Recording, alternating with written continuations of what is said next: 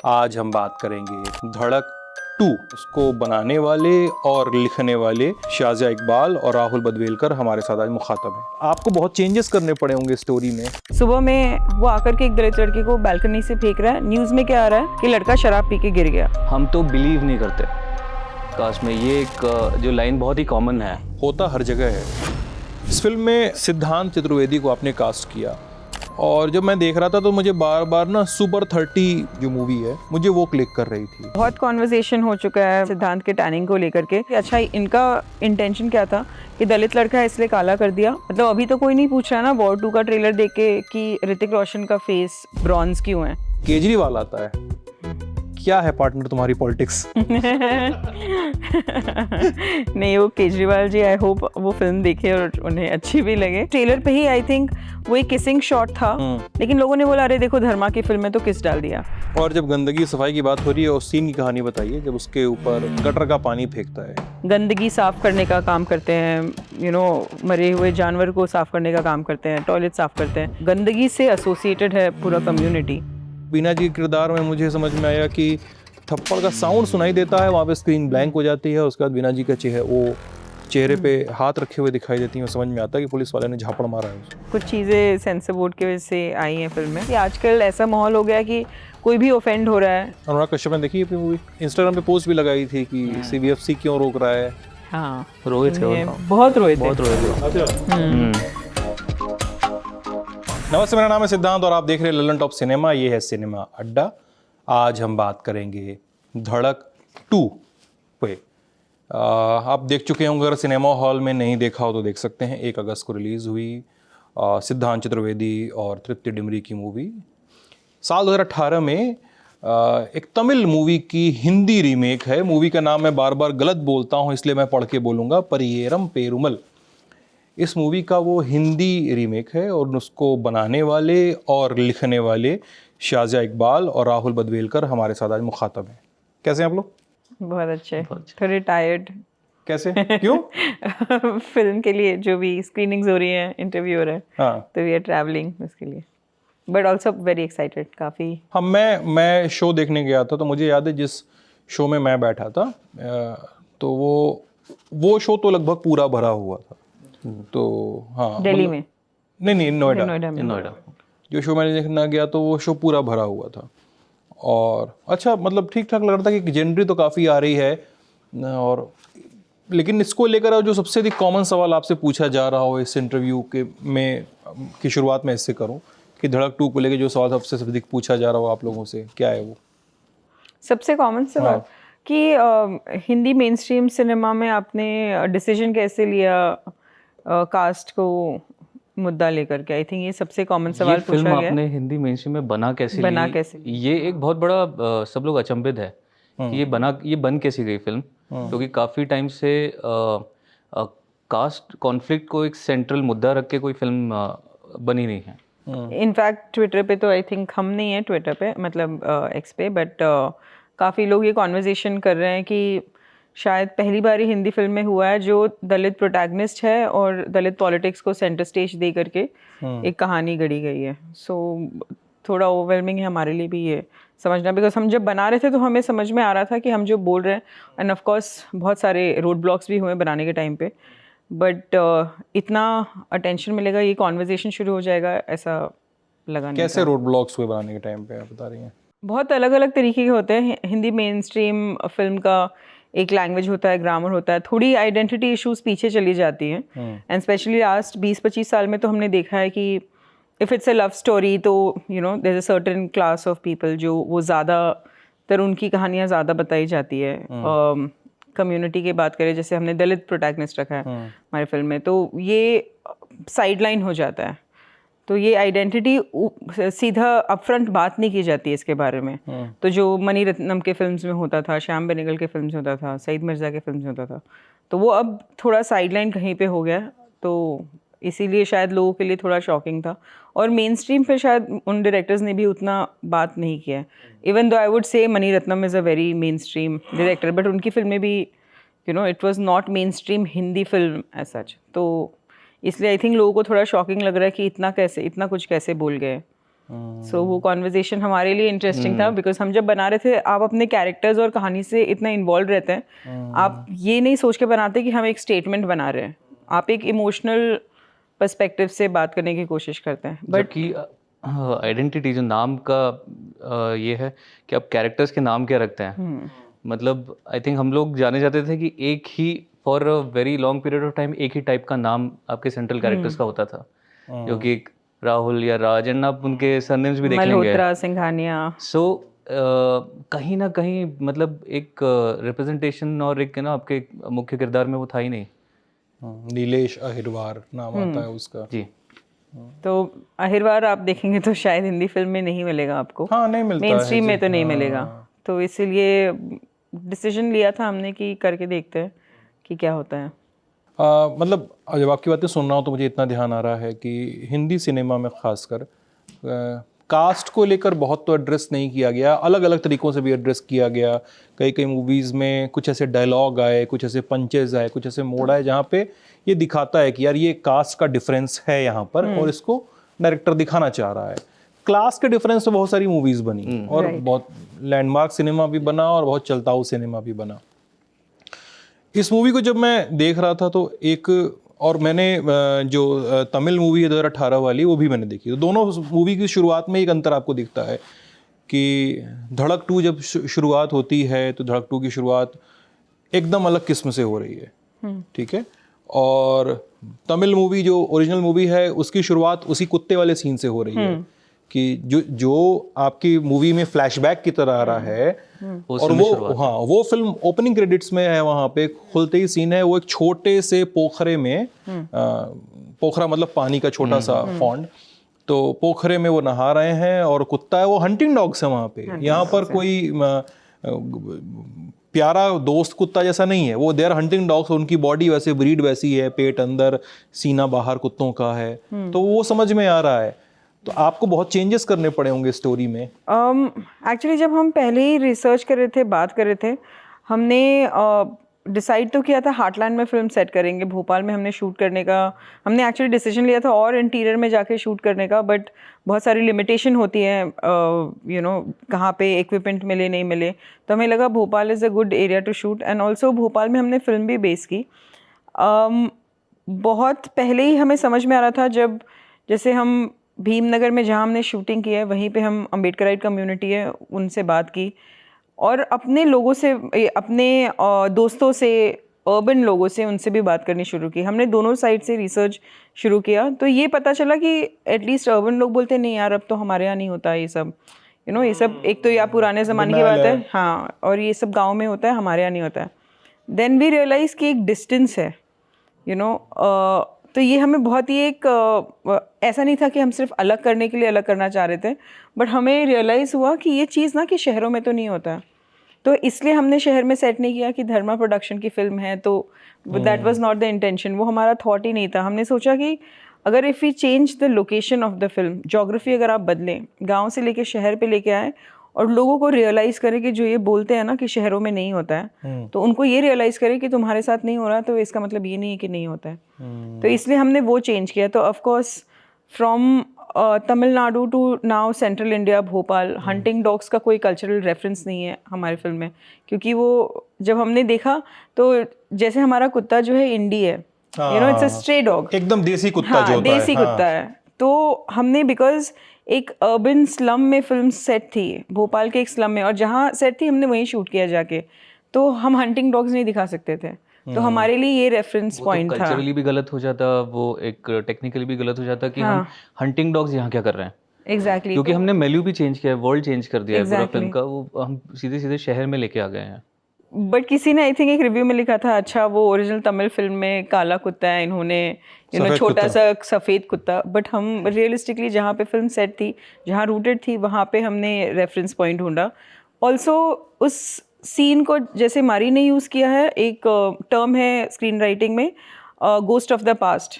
एक कैरेक्टर का ट्रॉमा होता है, उन्होंने वो सीन को वहाँ पे, फिल्म की शुरुआत, it's a screen writing decision, उन्होंने शुरुआत वहाँ से की कि आप उस कैरेक्टर से ऑलरेडी जुड़ गए, उसका इमोशनल बिल्ड कर दिया आपने उसको वहाँ पे, क्या बैगेज देख करके.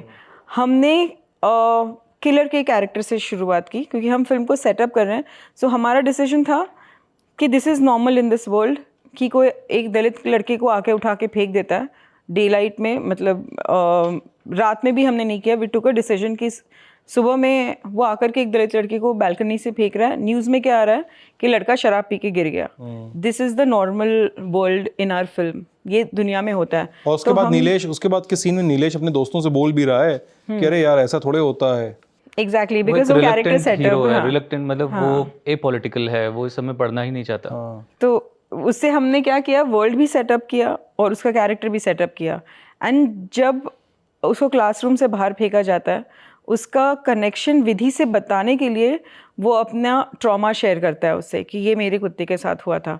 बाद में विधि जाके उससे ट्रॉमा शेयर करती है कि मेरी मदर के साथ हुआ था. तो for them to get closer, that's why वो स्ट्रक्चरल डिसीजन था कि instead of like you know he should be telling that story. वो बताए विधि को, वो ज़्यादा इम्पैक्टफुल होगा. But public to private, that kind of a decision. इसलिए एक ज़रूरी मतलब हमारा एक रीज़न जो शहर में सेट करने का वो भी था कि ये नोशन नैरेटिव जो ब्रेक करना है कि ये डिस्क्रिमिनेशन शहरों में नहीं होता है. एंड ये ख़त्म ही हो चुका है. इनफैक्ट इनविजिबल डिस्क्रिमिनेशन जिसको बोलते हैं कि वो है, बट बिकॉज अब उसके अराउंड कॉन्वर्जेशन नहीं हो रहा है ना. क्या हो रहा है कि यंगर जनरेशन में वो अवेयरनेस नहीं है. तो वो लगता है कि ये एग्जिस्ट नहीं करता, बट जिसके साथ हो रहा है उनके लिए तो कर रहा है, उनके लिए ये एग्जिस्ट करता है. बट यहाँ पे एक टोटल रिजेक्शन है कि ये एग्जिस्ट ही नहीं करता है. अब हम तो बिलीव नहीं करते कास्ट में. ये एक जो लाइन बहुत ही कॉमन है. We don't believe in caste, whether We you don't do और believe in not, caste. It You believe or not, exist. it exists. The problem exists, and if you don't accept it, तो वो जाएगी नहीं वो. नहीं, और मुद्दा वही है कि आप कास्ट में अगर बिलीव नहीं करोगे, कास्ट को बिलीव नहीं करोगे तो आप एबॉलिश कैसे करोगे? Abolish कैसे करोगे? एग्जैक्टली. और जो लोग ये कहते हैं कि शहरों में यार हमारे यहाँ नहीं होता है, मेरी इस पे एक रीडिंग है, मतलब जो भी छोटा मोटा करियर है मेरा पत्रकारिता का, होता हर जगह है. हाँ, आपने उसको शायद अलग तरीके से आपने देखा है या आपने किया है शहरों में रहने वाले लोगों ने. मुझे लगता है कि शहरों में कई सोसाइटीज़ में निचले तबके के लोगों को घर नहीं मिलते हैं. बिल्कुल. क्यों नहीं मिलते हैं? क्या ये डिस्क्रिप्शन नहीं है? तो अब आपकी सोसाइटी में वैसे लोग रहने नहीं आए तो आपने देखा कि यार होता नहीं है, लेकिन आपको नहीं पता कि ना आपको क्यों हुआ है. या आप हर साल 6 दिसंबर को रैलियां निकलते हुए देखते हो जब अम्बेडकर की के सम्मान में जब जश्न मनाए जाते हैं, तब आप असुविधाजनक आप उसको असुविधा देखते हो कि आपको असुविधा होती है उससे कि अरे यार ये क्यों हो रहा है. तो आपको समझ में आता है कि शहरों में भी ये होता है. हाँ, तो मतलब ऑब्वियसली ये चीज़ें हैं. इस फिल्म में सिद्धांत चतुर्वेदी को आपने कास्ट किया, और जब मैं देख रहा था तो मुझे बार बार ना सुपर 30 जो मूवी है मुझे वो क्लिक कर रही थी. और सुपर 30 ऋतिक रोशन की मूवी है और उसमें ऋतिक रोशन आनंद कुमार का रोल कर रहा है, और वो एक बेढब किस्म का बिहारी बना हुआ है उस मूवी में. उसने बाल अजीब से रखे हैं, उसने कपड़े अजीब से पहने हैं, चेहरे पे रंग लगा के चेहरे का कॉम्प्लेक्शन बदला है. फिर मुझे वैसा ही ऑब्जर्वेशन दिखता है सिद्धांत चतुर्वेदी को लेकर इस नीलेश अग्रवाल के रोल में. तो सिद्धांत चतुर्वेदी भी एक ठीक है रोल की डिमांड होती है, लेकिन फिर वो एक उस बहस में मैं का रिकॉल आता है मुझे जब मैरी कॉम के समय प्रियंका चोपड़ा पे था कि यार अगर मैरी कॉम में उतारना था तो क्यों नहीं अपने नॉर्थ ईस्ट के किसी व्यक्ति को उतारा. या आर्टिकल 15 के समय जब अनुभव सिन्हा पे इस तरह के इल्ज़ाम लगे थे कि आप इतना प्रोटेक्टेरियन किस्म की का काम क्यों कर रहे हो, क्यों नहीं असली मूवी बना रहे हो. तब मुझे फिर वो कौनता है कि यार ये सवाल भी यहाँ पे वाजिब है. व्हाट डू यू से? आई थिंक बहुत कॉन्वर्जेशन हो चुका है सिद्धांत के टैनिंग को लेकर के. तो दो चीज़ होती है, एक होती है कास्टिंग और दूसरा होता है फिर कैरेक्टर डिज़ाइन, जिसमें मेकअप भी एक उसका हिस्सा है. तो सबसे पहले ये कॉन्वर्जेशन कि अगर हमें चाहिए टैंड स्किन वाला एक्टर तो हमने उसको क्यों नहीं कास्ट किया. कास्टिंग बहुत ही कॉम्प्लेक्स प्रोसेस होता है. सिद्धांत का एक रीच है. सिद्धांत ने ही डिड गली बॉय, उसके बाद मैंने तो ये कास्टिंग के प्रोसेस के पहले इनसाइड एज देखा कि ये लड़के में जो वेरिएशन है विच इज़ रिक्वायर्ड फॉर नीलेश's कैरेक्टर, तो लगा कि he is a very good actor. And in fact अभी तो कंट्रोवर्सी है जो भी हुई आने के पहले, बट अब आर्टिकल्स में लिख रहे हैं कि आप पहले 1-2 सीन में आपको लगता है कि हाँ जो लोग जिनको प्रॉब्लम है इसलिए उसके बाद हम भूल गए. सो जब एक कैरेक्टर डिज़ाइन होता है ना, या तो आप एक जजमेंट के प्लेस से सोचो कि अच्छा इनका इंटेंशन क्या था कि दलित लड़का है इसलिए काला कर दिया. नहीं, बिल्कुल नहीं था. ये थॉट हमारे दिमाग में एक्चुअली आया नहीं था. बिकॉज 2 चीज़ होती है, आप एक उसके कास्ट को आइडेंटिटी है और दूसरा उसका वर्किंग क्लास का लड़का है. तो अगर आप हमारे फिल्म को भी देखेंगे ना, तो हमारे फिल्म का colour temperature is a high contrast film. तो तृप्ति का भी जो स्किन कलर है उससे 4 शेड्स डार्क दिख रही है वो फिल्म में. आप दूसरे कैरेक्टर्स को भी देखेंगे तो it is how the look of the film is. तो ये तो एक फिल्म की डिज़ाइन होती है. सिद्धांत को सिर्फ बिकॉज वर्किंग क्लास का लड़का है उसको पिगमेंट करने के लिए टैनिंग की थी. अगर हम वो नहीं करते ना तो लोग सामने से बोलते ये देखो 6 फीट का लड़का कास्ट किया है, उसको गोरा चिट्टा रखा है फिल्म में क्योंकि धर्माफिकेशन हो रहा है फिल्म का. तो this we were aware rather than saying कि दलित लड़का है तो उसको डार्क करेंगे. भी नहीं था दैट, वो कॉन्वर्सेशन नहीं था जहाँ पे ये डिस्कस होता है, ये world of the film, menu of the film, makeup artist होते हैं, कॉस्ट्यूम डिजाइनर्स होते हैं, सब we had people from the community. Dalit Bahujan लोग हमारे टीम में थे. तो ये कॉन्वर्सेशन किसी आई थिंक आर्टिकल ने इनिशियल क्रिटिसिज्म में लिखा था कि Karan Johar and team don't have lived experience. आपको पता है कि नहीं है? आपने आके पूछा है, आपने रिसर्च किया है कि हमारे पूरे टीम में कोई नहीं है बहुजन कम्युनिटी से. सो ये ना एक जजमेंट से आप अपना जो बोलते हैं ना कॉन्फर्मेशन बायस, कि आप बिलीव करते हैं कि ये तो बॉलीवुड वाले हैं, इनको तो कुछ आइडिया नहीं है, तो आप ये काम कर रहे हैं. एटलीस्ट आप सवाल पूछ रहे हैं, we are in a place that we can defend ourselves, we can, हम उसका जवाब दे सकते हैं. बट कई जगहों पे ऐसा है कि हमें वो चांस भी नहीं मिल रहा है टू एक्सप्लेन कि क्या हुआ था, वो डिस्कशन क्या था. जब हम नीलेश का लुक डिज़ाइन कर रहे थे या उसका वर्ल्ड डिज़ाइन कर रहे थे, वो डिस्कशन बिल्कुल ही अलग था. You take a actor completely away from the character, take him away from his persona. आप उसको तोड़ मरोड़ करके आप एक उसका वर्ल्ड बिल्ड करते हैं. उसमें अगर मेकअप आता है, मतलब अभी तो कोई नहीं पूछ रहा है ना वॉर 2 का ट्रेलर देख के कि ऋतिक रोशन का फेस ब्रॉन्ज क्यों है, क्योंकि ही इज प्ले, मतलब वो रिच कैरेक्टर हैं, जो भी है उनकी आइडेंटिटी जो भी है. No one is saying, why you not saying that? Because makeup is part of how you build the character. But I understand कि ये बायस क्यों समझा जा सकता है कि अच्छा दलित है तो काला है, बिकॉज शायद दूसरी फिल्मों में किया गया है. बट एटलीस्ट आप कॉन्वर्जेशन कीजिए, जज मत कीजिए, is what I would say. There is a very important aspect in the film कि लड़की जो तृप्ति दिमरी जो कैरेक्टर प्ले कर रही है, विधि के कैरेक्टर को पहला अट्रैक्शन होता है नीलेश से, from her side, before he falls for her. तो हमने उसको गोरा रखा रहता ना, तो हमारा कॉन्वर्जेशन जब रोमांस आप लिखते हैं कि ये क्यों इससे अट्रैक्ट हो रहा है, ये क्यों इससे अट्रैक्ट हो रही है. अगर उसका स्किन फेयर रखते हैं तो ये भी कॉन्वर्जेशन होता है कि अच्छा गोरा चिट्टा सुंदर लड़का है. बिकॉज यही कलरिज्म यही है ना कि आप गोरा चिट्टा को सुंदर मानते हो और डार्क को सुंदर नहीं मानते हो. We wanted her to fall with a guy who is more tan skin. अब क्यों कास्टिंग वैसे नहीं की गई, ये सब बहुत ही कॉम्प्लेक्स चीज़ें होती हैं. लाइक आई सेड, कास्टिंग पहले होता है, कैरेक्टर का डिज़ाइन बाद में होता है. That is the order of how films are made. But I don't think कि जोया अख्तर ने रणवीर सिंह को गली बॉय में टैन किया तो उन्होंने भी सोचा होगा. आई थिंक वो बहुत सुलझी हुई फिल्म मेकर है, उन्होंने नहीं सोचा होगा कि अच्छा चलो इसको गरीब दिखा रहे तो काला कर दो. It's not that, it's world building. आप एक वर्किंग क्लास के इंसान को दिखा रहे हो. जैसे नीलेश के आसपास भी जो दोस्त थे, उनके 3 दोस्त हैं और मोस्टली उनका texture, they are all fair skin person, but there is a certain texture. जब आप धूप में काम करते हो, वो ढोल बजाते हैं, धूप में ढोल बजाते हैं, तो there is certain pigment on the skin. So intention वही था. और फिर कलर का, फिल्म का कलर टेम्परेचर था वो हाई कॉन्ट्रास्ट था, तो उसने और कलर पकड़ लिया. नाउ दिस इज, जब पहली जैसे ही ट्रेलर बाहर आया और लोगों ने बोला वो दलित है तो काला किया, तो हमारे टीम में वी वर वेरी सरप्राइज कि oh this is the first reaction. But maybe it's fine if this conversation is happening, we don't mind the criticism. इसकी वजह से अगर करेक्शंस होते हैं, which is very good. Why not? It's fine for the, ये we are सवाल okay पूछे with जा the, रही है, अच्छा है, बट जवाब हमारा देने का भी इंटेंशन नहीं था. लेकिन we don't come from, हमारा वर्ल्ड व्यू, हमारा पॉलिटिक्स ऐसा नहीं है कि हम सोचे कि दलित है तो काला है और ब्राह्मण है तो गोरा है. ये हमारा पॉलिटिक्स नहीं है. आपकी पॉलिटिक्स पे बात आ गई है तो मतलब आपकी मूवी में अरविंद केजरीवाल, मतलब अरविंद तो नहीं है, केजरीवाल आता है. क्या है पार्टनर तुम्हारी पॉलिटिक्स? नहीं, वो केजरीवाल जी, आई होप वो फिल्म देखे और उन्हें अच्छी भी लगे.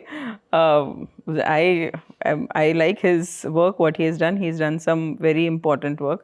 तो कौन से साइड हम लीनिंग है वो तो नहीं बोलेंगे, बट वो एज ए ह्यूमर यूज़ किया था. It worked very well, but और कोई इंटेंशन नहीं था. माल्या का भी नाम है, Mallya no one but no notices, notice that. But Kejriwal हाँ. हाँ मतलब पॉलिटिक्स की बात हो रही है ना. नहीं नहीं, उनका नाम बिना पॉलिटिक्स की बात किए भी नहीं लिया जा सकता ना. माल्या तो बिल्कुल सेंटर ऑफ पॉलिटिक्स में. क्या इन आरोपों पे आप क्या कहते हैं जब इस मूवी के बारे में बात होती है कि काफी धर्माफिकेशन हुआ है मूवी का जगह जगह, ये सुनते होंगे आप लोग कई जगहों नहीं, पे? कुछ लोगों ने बोला है और कुछ लोगों ने ही उसको डिफेंड भी किया है.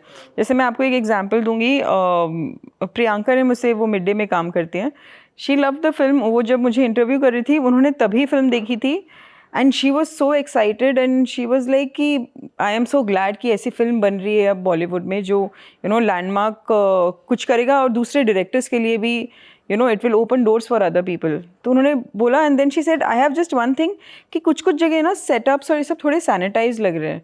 तो मैंने बोला कौन सा सेटअप आपको सैनिटाइज लग रहा है? इसलिए वो बस्ती में जब आती है विधि और उससे पूछ रही है, क्वेश्चन पूछ रही है, उसकी गली में वो लोग चल के आ रहे हैं, वो पूछती है कि शादी से तुम क्यों चले गए.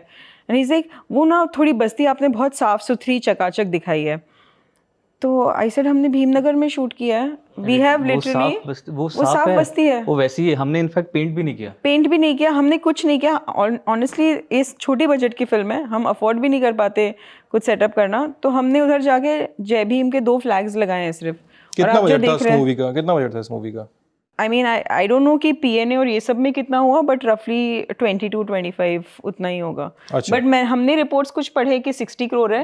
एंड वो कहाँ से आया है, क्या आया है, पता नहीं. तो लगाया भी नहीं हमने. नहीं, ये न्यूज़ में आ चुका है, लोग बोल रहे 60 करोड़ की फिल्म है, हार्डली कुछ कमाया.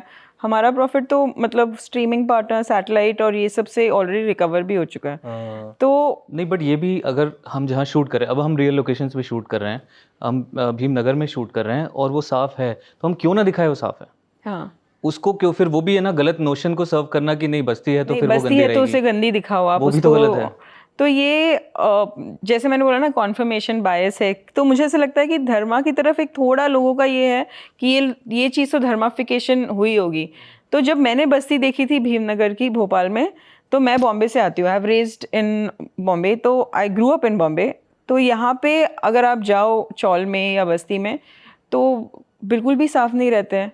तो जब मैंने भोपाल में देखा तो आई वाज लाइक यार ये बहुत अजीब है, इतनी साफ़ बस्ती तो मैंने अपनी लाइफ में नहीं देखी है. But it didn't occur to me कि इसको गंदा करना चाहिए क्योंकि ये जनरली बस्तियाँ गंदी होती हैं. ये मुझे ख्याल नहीं आया कि लोग बोलेंगे अरे आपने तो बहुत सैनिटाइज दिखा दिया, because they keep it clean. क्योंकि भोपाल में म्यूनसिपल कॉरपोरेशन में भी they are doing their job and that's why it is clean. तो हम क्यों नहीं दिखाएं जैसा है. तो इसलिए वो सैनिटाइज लोग जब बोल रहे हैं तो दूसरे लोग खुद ही इंटरनेट पे कॉन्वर्जेशन है, वो बोल रहे नहीं यार इतना रॉ है, ग्रिटी है, तुमको क्यों सैनिटाइज लग रहा है. इसलिए we have to go in details. अगर आप मुझे बोले कि आपको क्या सैनिटाइज लगा तो मैं, if I have an answer तो मैं आपको आंसर कर पाऊंगी. मुझे मेरा उसको लेके कोई वो नहीं था, ऑब्जर्वेशन नहीं था, खासकर ये जो उस पूरी भीमनगर कॉलोनी को लेकर, क्योंकि कई ऐसी विधानसभाएं और लोकसभाएं हैं देश में जो रिजर्व रहती हैं शेड्यूल कास्ट, शेड्यूल ट्राइब्स के लिए. मैं उनमें भी जाता हूँ तो आपको सफाई दूसरा पैरामीटर है. मुझे कई बार ना वो कास्ट का जो टोन होता है ना, और कास्ट के जो नुआंसेस का जो टोन होता है ना, हम जिस बार अफर्मेटिव एक्शन की बात करते हैं, धर्माफिकेशन मैंने इस सेंस में कहा कि वो रोमांस का टोन थोड़ा ओवर शेडो करता कभी कभी दिखता है. So I have an answer. We have an answer for that. Please. मतलब कि ओरिजिनल फिल्म में जब हमने देखी थी, एक थोड़ा सर्टेन, मतलब हमने क्वेश्चन किया कि लड़की क्यों उसके प्यार में, मतलब लड़की पड़ गई उसके प्यार में, लड़का रिस्पॉन्ड नहीं करता बिकॉज उसे लगता है कि identity, he is not free to love. हमने यहाँ पे नीलेश को एक स्टेप आगे बढ़ाया कि नीलेश की तरफ से भी फीलिंग्स है. उसमें क्या होता है, हमने क्या किया है, एक बड़ा चेंज जो फिल्म में किया है वो है लड़की का कैरेक्टर. विधि भारद्वाज का जो कैरेक्टर है वो हमें ओरिजिनल में ऐसा लगा था कि फीमेल प्रोटैगनिस्ट को एजेंसी नहीं है उसमें.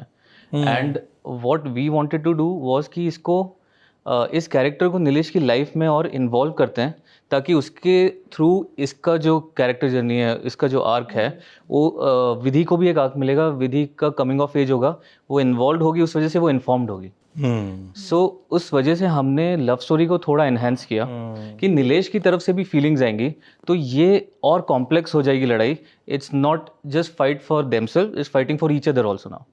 ये नहीं सोचा कि अच्छा धर्मा की फिल्म है तो 4 प्यार के गाने आ जाएंगे इसलिए लव स्टोरी बढ़ाओ.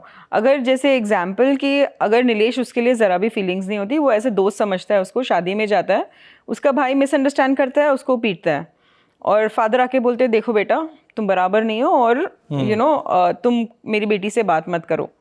दोस्त है, उसको बनना है लॉयर, वो बोलेगा मेरी बेटी से बात मत करो, उसके लिए तो ईजी है, ठीक है बात नहीं करूँगा. बट अगर उसके पास भी फीलिंग्स है, वो विधि से मतलब फुल फ्लेजेड प्यार आप जो बोलो, या जैसे आजकल का कंटेम्प्रेरी लव होता है ना कि धीरे धीरे फीलिंग्स डेवलप हो रही है. If he is that first stage of love और मुझे कोई बोल रहा है कि इस इंसान से बात मत करो और मैं बहुत अटैच्ड हूँ उससे, सो क्या होता है ना अंदर कैरेक्टर की जर्नी और कॉम्प्लेक्स हो जाती है. तो आप कॉन्फ्लिक्ट को आप बढ़ाते हो, आप ड्रामा को बढ़ाते हो. This was the intention of increasing the love story between them. It was not कि we wanted to sexualize the relationship. जैसे ट्रेलर पे ही आई थिंक वो एक किसिंग शॉट था, जो आप फिल्म देखेंगे तो बहुत ही इमोशनल बॉन्डिंग वाला मोमेंट है, it's not a sexual moment. लेकिन लोगों ने बोला अरे देखो धर्मा की फिल्म में तो किस डाल दिया. Because people like I said ना, I am repeating that word, confirmation bias, कि ये तो लव स्टोरी ज़्यादा करते हैं, सेक्स दिखाएंगे कि लोग थिएटर में आए. ऐसा तो बिल्कुल भी इंटेंशन नहीं था. जब आप फिल्म देखेंगे तो आपको समझेगा कि कैरेक्टर की जर्नी, की कैरेक्टर को जितना तकलीफ होगा ना, you will start relating to the character more. वो intention. It's a screen writing example जहाँ हम बोलते हैं कि you stab your character with a knife, not literally, metaphorically, और फिर आप वो नाइफ को घुमाते जाओ. You keep turning the knife so the character is more and more in pain. So when in the end he overcomes everything, उसका जो gratification है वो आप देखने वाले को फील, इट्स अर्नड, आपको ज़्यादा फील होगा वो. सो दैट वाज द आइडिया कि अगर वो प्यार करेगा, if he has that feelings for her, तो वो सेपरेशन उसके लिए ज़्यादा हिट करेगा उसे. और जब गंदगी सफाई की बात हो रही है, उस सीन की कहानी बताइए जब उसके ऊपर रिंकू है, वो रिंकू ना, रॉनी सॉरी, हाँ रॉनी, वो गटर का पानी फेंकता है. कैसे बना वो सीन, क्या बना? वो ओरिजिनल फिल्म में आई थिंक ऐसा था कि कुछ गर्ल्स बाथरूम में बंद कर देते हैं. वो we wanted to change that. Actually बहुत ही कम्युनिटी को लेकर के जो अर्ली रिसर्च में भी ये कॉन्वर्जेशन आया था कि पोल्यूटेड एंड प्योर, ये वाला डाइकोटमी है. तो और क्यों पोल्यूटेड है? बिकॉज ये गंदगी साफ़ करने का काम करते हैं, मरे हुए जानवर को साफ़ करने का काम करते हैं, टॉयलेट साफ़ करते हैं, ये सब. सो गंदगी से एसोसिएटेड है पूरा कम्युनिटी. इसको हमें चैलेंज करना था. सो ये जो एक उसके पहले सीन है जहाँ पे 3-4 लड़के उसको गटर में डालने की कोशिश कर रहे हैं, बोलते तू गटर का है ना, तुझे गटर में डालेंगे, वो धमकाने वाला सीन है. यहाँ पे लिटरली उसको पब्लिकली शेम करना उसके ऊपर गटर का पानी डाल के. तो वो हमें मोमेंट को ना कि ये कैरेक्टर धीरे धीरे बदल रहा है, ये लड़का जो अपने लिए फाइट नहीं कर पाता है, अब ये हम उसमें, हाँ अब हम उसमें चेंज देख रहे हैं. तो वो चीज़ जिससे आप शर्म करने की उसको कोशिश कर रहे हो, trying to shame him gutter के पानी से, वो मोमेंट ऑफ असर्शन में चेंज करता है कि तुझे प्रॉब्लम है ना, but he comes like a hero in that frame. So that was a thought कि जो मैनुअल स्कैवेंजर्स का जो सिचुएशन है, मतलब ये है ना कि हमारी इस फिल्म में इतना स्कोप था कि हम काफ़ी सारी चीज़ों के बारे में बात कर सकें. बट जिस तरह से we won't get into much into that it is illegal and everything, but ये एक शर्मनाक कि ना किसी को गटर में जाना पड़ता है, ना उनको प्रोटेक्टिव गियर्स दिया जाता है. और जो हमने उनके फाइट के सीन में भी बोला कि एक लड़की है, उसके फादर की डेथ हो गई, उनको मुआवजा भी नहीं मिला. कहाँ जहाँ में और लेयर ऐड करना था, इन सोशल कमेंट्री करनी थी.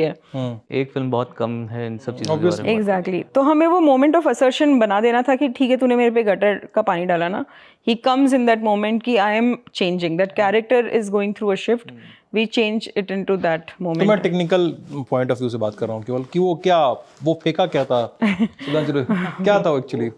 पालक और चॉकलेट से स्लश बनाया था मेकअप टीम. चॉकलेट और पालक से, हाँ. उसका एक घोल बना दिया था. हाँ. वो फेंका था.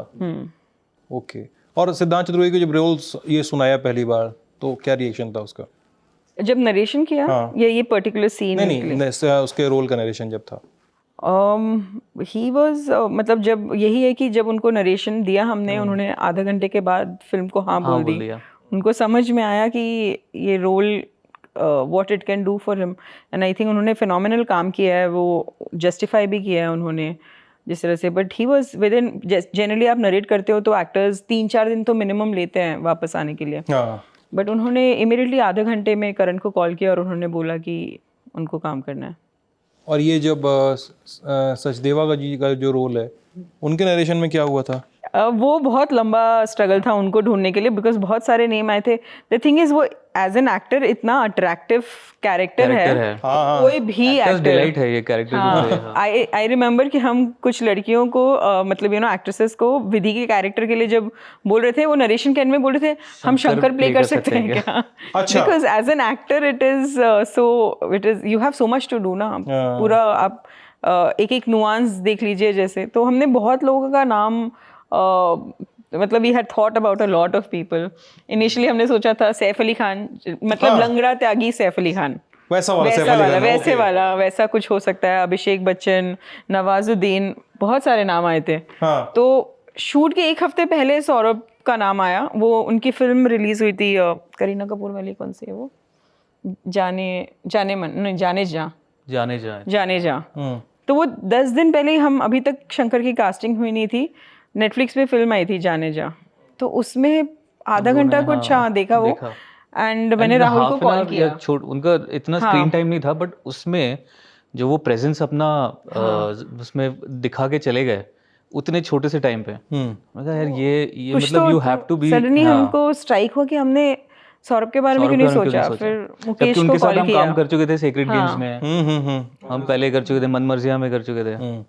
तो फिर थॉट आया कि अरे यार ये भी कुछ कमाल कर सकते हैं. तो बिल्कुल शूट के एक हफ्ते पहले उनको बुलाया, उनका कैरेक्टर उनको नरेट किया और उनको और उनको नरेट किया एंड उनको एक चीज़ बोली कि ये कैरेक्टर जो है वो मतलब जो क्राइम करता है उसके बाद he repents, he has a moment of self reflection या he goes internal.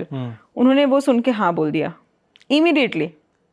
He is a victim of his own ideology. पर ideology इतनी ज़्यादा उनको सर्व करना है उस आइडियोलॉजी को कि वो करने के बाद भी उनको वो रिपेंट करते हैं, वो रोते हैं कि मैंने मतलब ये मुझसे हो गया, गलती हो गई, बट ये करना ज़रूरी है बिकॉज तो समाज की सफाई कर रहा है अपने वो किरदार. तो वो कॉम्प्लेक्स कैरेक्टर था, इसलिए वो तो मतलब इमीडिएटली वो तो he was on board immediately. वहाँ सुन के ही उन्होंने बोले ये तो करना ही है. मुझे जो सबसे इंटरेस्टिंग कैरेक्टर लगा ना वो इस मूवी में वो है हैदर अंसारी वाला कैरेक्टर. सबसे इंटरेस्टिंग कैरेक्टर है. मतलब वो जो मूवी खुल रही है, हैदर अंसारी सामने फुले बाबा की फ़ोटो लगी है, वो उसको मतलब एक तरह से ओपनिंग सीन में मतलब जब एडमिशन लेने आ रहा है नीलेश तो रिडिक्यूल कर रहा है, ये तुम क्या करोगे, अभी तो यही सब करोगे जाके जो ये सब चल रहा है नीचे जाके, तुम ये सब झंडा बरदार करो, बन जाओगे किसी पार्टी के. लेकिन ठीक है एडमिशन दे देता है. और फिर उसका करेक्टर एक स्विच लेता है जब उसका असली बाप आता है, विपिन जी जब आते हैं प्रिंसिपल ऑफिस में, और वहाँ पर एक असली सीन बनता है कि उसका असली दिखता है कि मुझे जुलाहा करके बुलाते थे.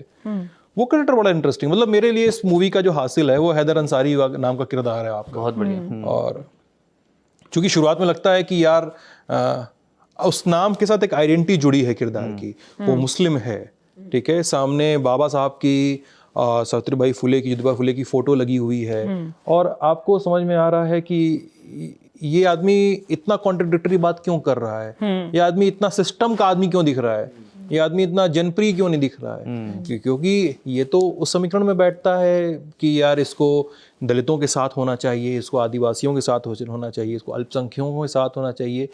ये उस कुर्सी पे है कि जहाँ पे ये चीज़ें आसानी से कर सकता है. लेकिन वो रिडिक्यूल कर रहा है. फिर अचानक से वो मोमेंट ऑफ चेंज है उसका कि वो पलट जा रहा है, वो बोल रहा है कि नहीं, जब मरना हो लड़ने में चुनना है तो लड़ाई चुनो. तो ये कॉम्प्लेक्सिटी आप जानना चाहते हैं कैसे आया. सो द थॉट वाज, एक तो हम जब किरदार लिखते हैं ना तो जनरली आप जब मेन स्ट्रीम हिंदी फिल्मों को स्पेशली देखोगे ना तो बहुत ही ऐसी चीज़ें ब्लैक एंड वाइट में प्ले होती है, ग्रे शेड्स और दूसरे कॉम्प्लेक्स एरियाज में जाती नहीं है. सो ये थॉट भी था कि अगर आप एज अ पसमंदा मुस्लिम आप जा करके आपने इतना लाइफ में अचीव किया है कि आप कॉलेज के प्रिंसिपल बन गए हो, तो उसके बाद आप क्या प्ले करोगे. विल यू बी, जैसे अर्ली रिसर्च में और स्टूडेंट से भी बात करके, कम्युनिटी स्टूडेंट से बात करके और सबसे पता चला कि ये तो होता है कि of course professors reservation student से थोड़े मीन होते हैं, कुछ प्रोफेसर्स, हर नहीं, और दूसरे साइड से भी होता है कि कभी कभी कम्युनिटी के प्रोफेसर्स हैं वो जनरल स्टूडेंट से मीन होते हैं। दर्द है तो मरहम भी है। हाँ, सो इट्स लाइक दोनों साइड से there is a pull and push back, वो दोनों रहता ही है। बट ये अगर एक पसमंदा मुस्लिम आ रहे हैं as a college principal, what will his stand be as a person of system? उनको तो ये स्टैंड फिर भी लेना पड़ेगा। ही कांट एनकरेज कि तुम कॉलेज के अगेंस्ट नारे लगाओ, he won't encourage it, but when the time comes that he has to choose and he has to protect people from the community, students from the community, he will. तो जैसे शेखर के साथ उनका एक scene है जहाँ पे वो शेखर को बोल रहे हैं कि तुम मत करो प्रोटेस्ट, उसके बाद वीसी, मतलब यू अंडरस्टैंड कि एक नैरेटिव है कि कोई वीसी है जो नहीं चाहता है, मतलब वो डायरेक्ट विलन नहीं है, there is somebody else on his head, because एक प्रिंसिपल के हाथ में पावर उतना नहीं होता है जितना अगर यूनिवर्सिटी है, वीसी है, ट्रस्टीज है। So वो दिखाना था कि he doesn't have that much power to control a lot of things, but when time comes he is a support to the person. तो हमारा वो underlining moment ना, जो एक कैरेक्टर को बोलते हैं moment of realization, जो नीलेश का था कि मरने और लड़ने के बीच में एक को चुनाव तो लड़ना, तो हमें चाहिए था कि वो जाकिर के ही कैरेक्टर बोले उसको कि रियलाइज हो कि सिस्टम में जो बैठा है वो भी बंधा हुआ है, बट जब वो मौका आएगा इन पर्सनल स्पेस तो वो जाकर के हिम्मत बढ़ाएगा, he will become the mentor. So इसलिए वो कॉम्प्लेक्सिटी पे हम प्ले कर रहे थे कि उसका भी कैरेक्टर राउंड ऑफ होता हुआ दिखता है, तो वी नो कि एक्चुअली उनका पर्सनल पॉलिटिक्स क्या है, just that because he is on that chair he is also serving the chair. So idea वो था। शूट में कितना वक्त लगा टोटल? सॉरी, कुछ कह रहे थे आप? मैं वही बोला था कि हम लोग जैसे रवि किशन का जो कैरेक्टर था लापता लेडीज में, अभी वो एक चेयर है जिसको, जो इंस्पेक्टर की है, जो एसआई है, अब उस वहां पे अगेन एक भ्रष्ट भी है, वो उतना मददगार भी है, भ्रष्ट भी है, और आपने भ्रष्ट ही दिखाया है इनफैक्ट टिल वो जो आखिरी आखिर तक भी भ्रष्ट है, आखिर तक भी भ्रष्ट है वो, बट वो उस पर्सनल स्पेस में वो करता है, वो मदद करता है। मजा कि अंसारी का भी जब वो एंड वो आई थिंक तालियां भी बजी हैं कुछ थिएटर्स में उस पॉइंट पे जब वो उनका कैरेक्टर फ्लिप करता है।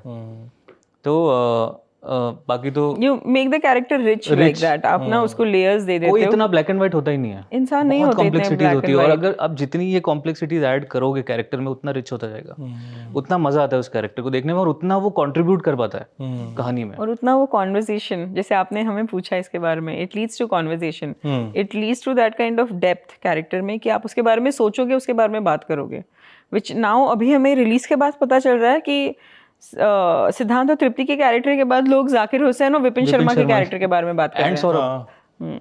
एंड सौरभ तो वो है हम लोग के लिए जो हमारी विक्ट्री है, वो है कि सब कोई ना कोई एक कैरेक्टर लेके गए। मतलब ऐसा हुआ है कि किसी के लिए अंसारी का कैरेक्टर वर्क किया है, किसी के लिए नीलेश की मदर बीना का जिनका 3 सीन है पूरे फिल्म में, लोग उनके बारे में रिव्यूज में लिख रहे हैं। विपिन दा कैरेक्टर भी बड़ा मस्त है, हाँ बड़ा मस्त कैरेक्टर है उनका भी। वो अंदर वो जाकिर भाई का कैरेक्टर बात कर रहा है सिद्धांत चतुर्वेदी से, इधर बाहर डिसरोप किया जा रहा है विपिन दा को, कैरेक्टर है। ये बताइए, मतलब ये मूवी देख रहा था मैं, मतलब सिनेमा हॉल में मैं मूवीज़ बहुत कम देखता हूँ, लेकिन इधर भी देखना शुरू किया है बीते कुछ समय में, लेकिन बड़ा लंबा डिस्क्लेमर आता है शुरुआत में, 2 मिनट तक पढ़ता ही रहता है वो। इतना लंबा डिस्क्लेमर मैंने हाल फिलहाल के सिनेमा में नहीं देखा। अभी आपने बीना जी का किरदार बताया, वो बीना जी के किरदार में मुझे समझ में आया कि थप्पड़ का साउंड सुनाई देता है, वहाँ पे स्क्रीन ब्लैंक हो जाती है, उसके बाद बीना जी का चेहरे पे हाथ रखे हुए दिखाई देती हैं, समझ में आता है कि पुलिस वाले ने झापड़ मारा है उसको।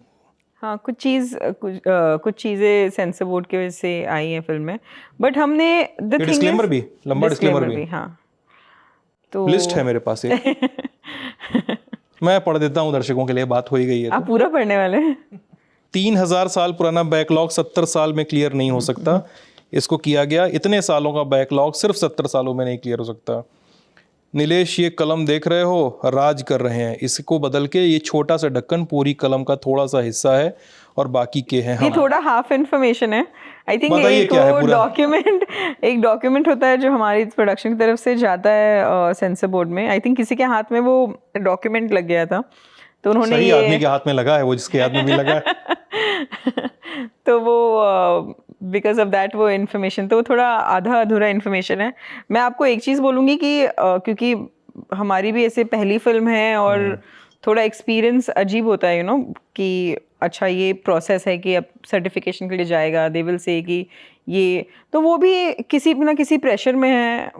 लोग आकर के सेंसर बोर्ड पे भी केस करते हैं, ऐसा भी होता है। तो जैसे हमने फिल्म में बोला ना कि आजकल ऐसा माहौल हो गया कि कोई भी ऑफेंड हो रहा है, तो वही वाला उससे भी बचने के लिए आई थिंक चीज़ें सेंसर्ड होती हैं। ठाकुर का कुआं भी था इसमें? था कहीं पे? आप आर्टिकल में लिखा हुआ है। कहाँ पे था ये तो बता दीजिए। कौन पढ़ता है ठाकुर का कुआं?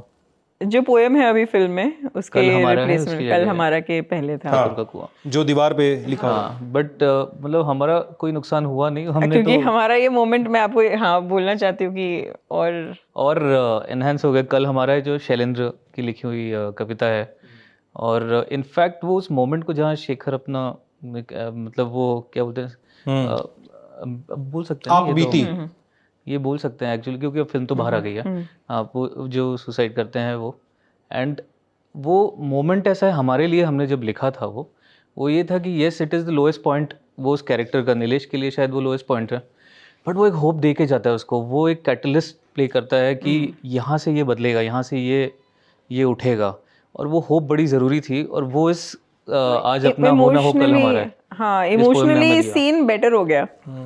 आप जो भी बोलिए वो कविता तो कट गई। बिल्कुल। अगर आप ठाकुर का कुआं कविता नहीं जानते हैं तो हम दर्शकों से आग्रह करेंगे कि ज़रूर ऑनलाइन बहुत सारे माध्यमों पे उपलब्ध है और ज़रूर पढ़ें। आपको एक साहित्य का और समाज का एक बढ़िया समुच्चय और एक बहुत बढ़िया अमलगमेशन आपको दर्ज करने को मिलेगा, सुनने को मिलेगा। अगर आप के पास थोड़ा समय हो तो आप यूट्यूब पे जाएं।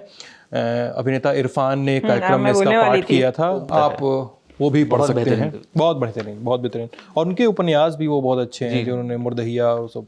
झूठन। हाँ, एक कविता में जो सवाल उठाए हैं उन्होंने, और क्या सवाल उठाए हैं, वो है ये ठाकुर का कुआं।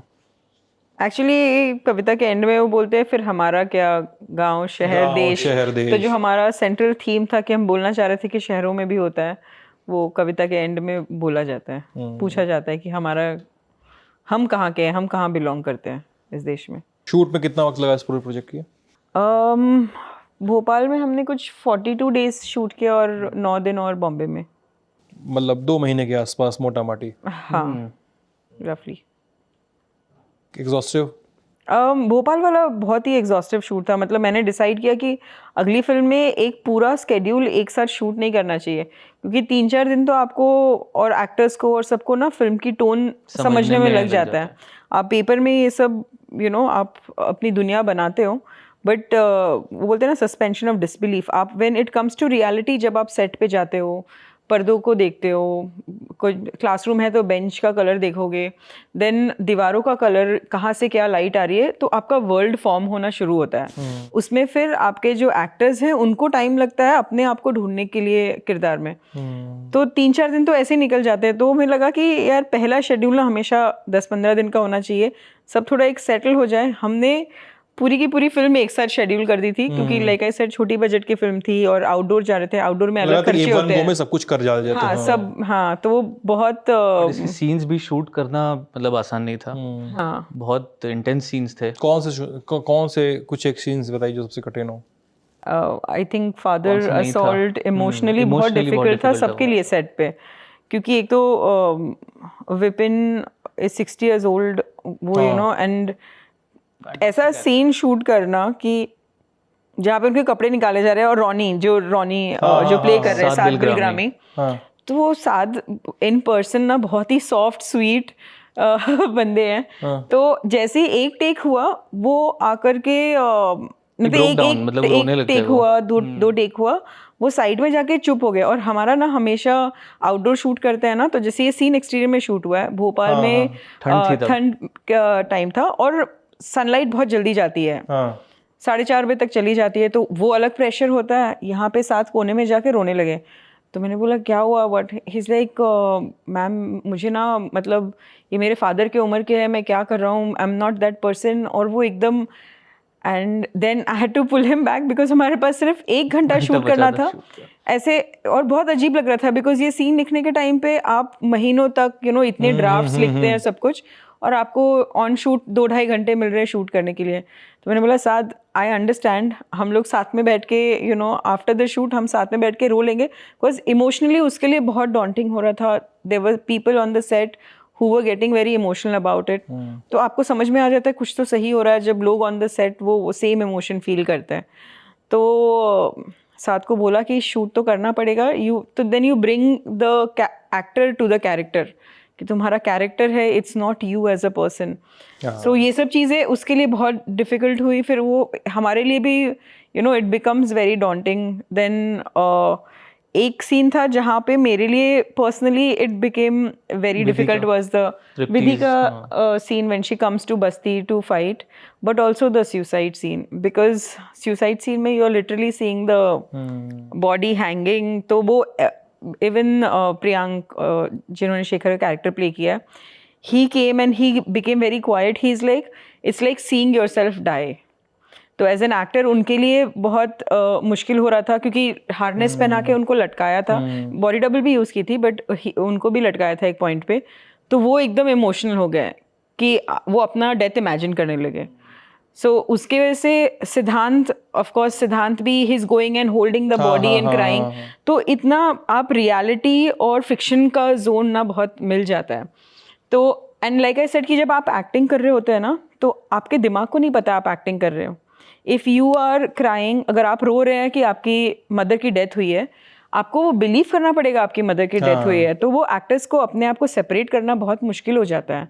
सो ये ऐसे वाले जो ट्रॉमेटिक सीन्स होते हैं वो एक्टर के लिए डिफिकल्ट होता है, डायरेक्टर्स के लिए, for people on the set. Physically और इमोशनली एग्जॉस्टिव दोनों ही था ये। अनुराग कश्यप ने देखी है अपनी मूवी? हाँ, क्या बोले? उन्होंने तो एडिट स्टेज पे देखी है, उनको बहुत पसंद है। आपके तो दोस्त हैं। हमारे दोस्त हैं। हम लोग के फिल्म स्कूल भी हुई है। हाँ, उनको बहुत पसंद है, ही लव्स द फिल्म।